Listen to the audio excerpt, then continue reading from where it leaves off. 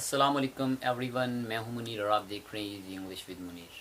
आज हमारा जो टेंस है उसका नाम है फ्यूचर कॉन्टिन्यूस टेंस।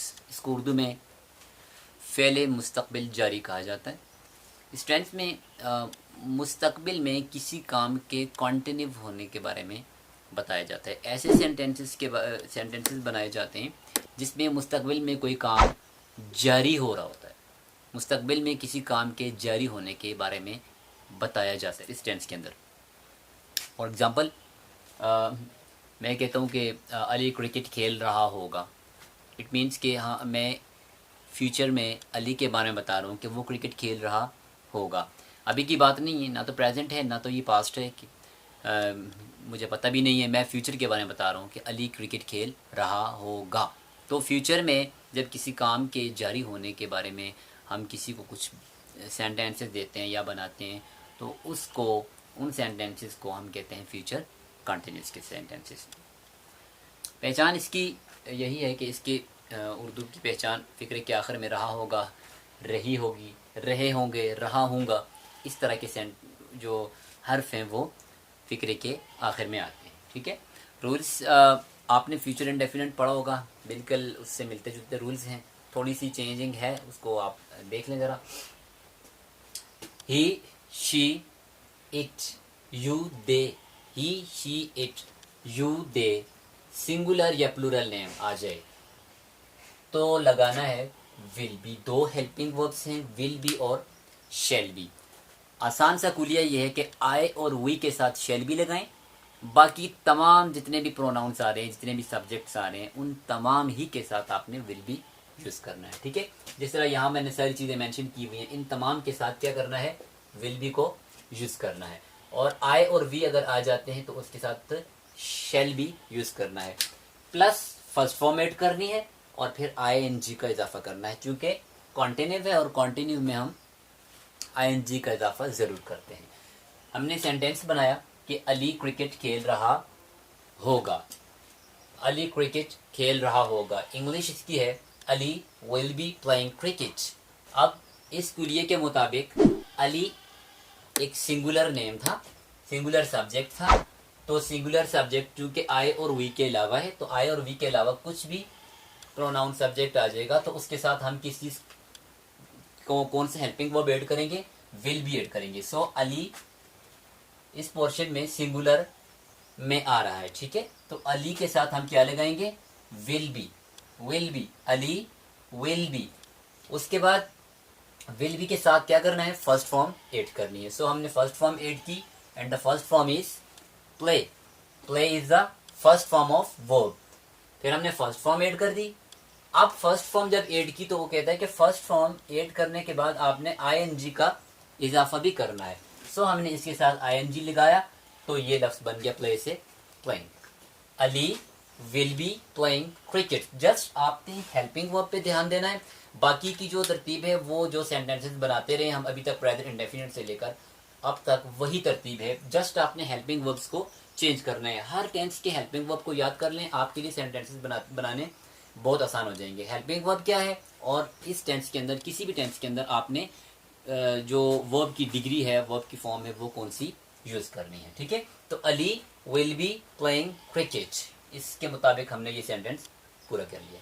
अच्छा, अब चलते हैं कि आई और वी के साथ आपने कौन सा हेल्पिंग वर्ब यूज करना है। डेफिनेटली हमारे पास दो हेल्पिंग वर्ब्स थे, विल बी और शेल बी। विल बी को हमने इन तमाम के साथ यूज करना है, जबकि शेल बी को हमने आई और वी के साथ यूज करना है। ठीक है। जहां पर भी आई और वी आएगा उसके साथ आपने शेल बी यूज करना है।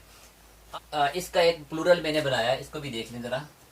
एक सिंगुलर बनाया था अली के लिए और एक प्लूरल बनाया कि they will be playing cricket. अगर जिस तरह हमने लिखा Ali will be playing cricket, यहाँ पर ही आ जाए तो he will be playing cricket, she will be playing cricket, you will be playing cricket, they will be playing cricket. इस तरह plural name Ali and Amin will be playing cricket, जितने भी आ जाएंगे तमाम ही के साथ आपने विल बी लगाना है। उसके बाद शेल बी का यूज जो है वो आई और वी के साथ है। अगर आई और वी आ जाएगा तो शेल बी यूज करना है। ठीक है। जिस तरह हमने यहाँ सेंटेंस बनाया कि आई शेल बी, देखिए इसके बाद फॉर ही हमने हेल्पिंग वर्ब ऐड किया शेल बी, बिकॉज आई और वी के साथ क्या करना है, शेल बी ऐड करना है हेल्पिंग वर्ब। आई शैल बी, उसके बाद फिर ऊपर वाली ही तरतीब है, first form of the verb use करनी है। देखिए हमने फर्स्ट फॉर्म लिखी प्लेइंग, प्ले, और उसके बाद आपने आईएनजी का इजाफा किया आईएनजी, तो ये लफ्ज बन गया प्लेइंग। तो I shall be playing cricket, I shall be playing cricket. इसी तरह अगर आप वी पे सेंटेंस बनाएंगे तो we shall be playing cricket, आपका ये वाला जो पोर्शन है ये अपनी जगह पे रहेगा। आपने जस्ट क्या करना है, हेल्पिंग वर्ब को चेंज करना है। अगर आई और वी आएगा तो शैल भी लगाना है, बाकी तमाम ही के साथ आपने विल बी ऐड करना है, ठीक है। अब चलते हैं नेगेटिव सेंटेंसेस की तरफ कि आपने नेगेटिव सेंटेंसेस को कैसे बनाना है। नेगेटिव सेंटेंसेस में जस्ट आपने हेल्पिंग वर्ब के साथ नॉट ऐड करना होता है, लेकिन फ्यूचर कॉन्टिन्यूस जो है उसमें आपने क्या करना है कि विल बी चूंकि हेल्पिंग वर्ब है तो विल और बी के दरमियान आपने नॉट लगाना है। किसी भी सेंटेंस को बनाते वक्त विल और बी के दरमियान आपने नॉट लगाना है, या शेल और बी के दरमियान नॉट लगाना है। तो जब आप इनके दरमियान में नॉट लगाएंगे तो ये बन जाएगा will not B and shall not be. इसको आसान तरीके से याद करने का तरीका, आसान जो तरीका है याद करने का वो ये है कि आप नेगेटिव में इसका हेल्पिंग वर्ब इसको याद कर लें विल नॉट बी, नेगेटिव में helping verb shall not be हो जाएगा, ठीक है। आपको इजी हो जाएगा याद करना, will not B and shall not be लगाएंगे।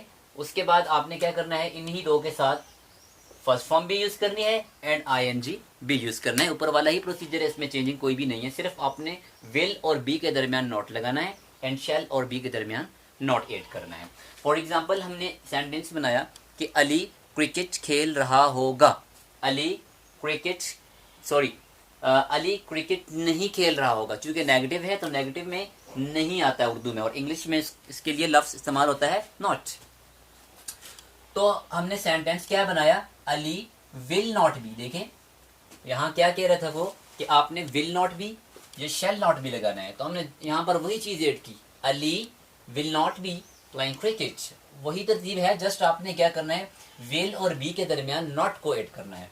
Ali is a singular noun, देखिए आई और वी नहीं है तो विल लगेगा, इसके साथ डेफिनेटली विल भी लगता है, और विल और बी के दरमियान नॉट लगाना है। अली विल नॉट बी, उसके बाद first form of the verb और फिर आईएनजी। वही सेंटेंस है, जस्ट आपने नॉट को इंक्रीज करना है।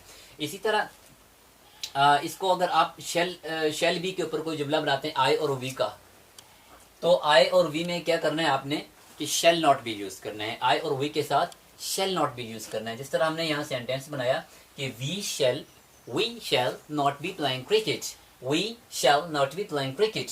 यहाँ पर आपने शेल नॉट बी लगाया, ऊपर विल नॉट बी लगाया था, नीचे शेल नॉट बी लगाया है, क्योंकि ऊपर सिंगुलर नाउन था, नीचे वी है, आई और वी के साथ शेल नॉट बी यूज होता है। तो शेल नॉट बी, उसके बाद first form of the verb play और फिर आईएनजी। बाकी की वही तरतीब होती है, सिर्फ आपने इन चीजों को चेंज करना है। अगर we shall not be playing cricket, अगर इसकी जगह पे हम बनाते हैं कि मैं क्रिकेट नहीं खेल रहा हूँ, तो मैं क्या करूंगा, I shall not be playing cricket. अगर ही शी इट है तो उसके साथ आपने he will not be playing cricket, they will not be playing cricket, she will not be playing cricket. इस तरह के सेंटेंसेस बनाने, जब आप प्रैक्टिस करेंगे तो आपके लिए ईजी हो जाएगा। फिर हम चलते हैं अब इंट्रोगेटिव सेंटेंसेस की, अपना जो हमारा लास्ट पोर्शन है वर्ब है, ठीक है। इंट्रोगेटिव सेंटेंसेस के अंदर क्या करना है, विल प्लस शेल, जो भी आपने जिस चीज को भी यहाँ यूज करना है हेल्पिंग वर्ब को, वो यूज करके फिर आपने प्लस सब्जेक्ट ऐड करना है, फिर प्लस आपने बी ऐड करना है। जिस तरह सेंटेंस हम बनाएंगे तो आपको समझ आ जाएगी। यहाँ मैंने सेंटेंस बनाया कि क्या अली क्रिकेट खेल रहा होगा, क्या अली क्रिकेट खेल रहा होगा, तो will Ali B playing cricket. अब देखें विल सबसे पहले यूज किया, यहाँ कहा था कि आपने विल यूज करना है या शेल यूज करना है, तो क्या यूज किया हमने, विल यूज किया, प्लस क्या करना था, सब्जेक्ट यूज करना था विल के बाद। तो फिर हमने क्या शब्द यूज किया, सब्जेक्ट यूज किया, क्योंकि अली काम करने वाला है, फाइल अली है, सब्जेक्ट अली है, तो फिर इसके मुताबिक हमने उसके बाद क्या ऐड किया, सब्जेक्ट ऐड किया। फिर कहते हैं कि सब्जेक्ट ऐड करने के बाद आपने बी लिखना है, फिर आपने बी लिखा, तो जुमला बन गया विल अली बी। फिर क्या करना है, आपने first form of the verb use करनी है, तो first form of the verb use की और फिर आईएनजी का इजाफा किया और आईएनजी का इजाफा कर दिया, ठीक है। तो will Ali B playing cricket. इसी तरह अगर आप इसको आई और वी के ऊपर कोई सेंटेंस बनाना चाहते हैं तो क्या करना है, शेल लगाना है और शेल के बाद सब्जेक्ट लगाना है, फिर बी लगाना है। देखिए शेल सबसे पहले लगाया, फिर सब्जेक्ट लगाया, क्या हम क्रिकेट खेल रहे होंगे, शेल फिर सब्जेक्ट फिर बी, शैल वी बी, तो इसका हेल्पिंग वर्ब क्या बन गया, शैल वी बी। वी तो हेल्पिंग वर्ब नहीं है, सब्जेक्ट है, लेकिन इसको आपने इस तरीके से लिखना है, ठीक है। शेल उसके बाद सब्जेक्ट और फिर बी ऐड करना है, shall we be playing cricket, first form of the verb and then ING। ये था आपका फेली मुस्तकबिल जारी, फ्यूचर कॉन्टिन्यूस टेंस। जस्ट आपने हेल्पिंग वर्ब्स को याद करना है, किसी भी टेंस के हेल्पिंग वर्ब्स को याद कर लें, और उस टेंस में कौन कौन सी फॉर्म्स जो हैं वो यूज़ होनी है, फेल की वर्ब की कौन सी डिग्री यूज़ होनी है, इन तमाम चीज़ों को याद कर लें, आपके लिए टेंस सीखने आसान हो जाएंगे। अल्लाह हाफिज़।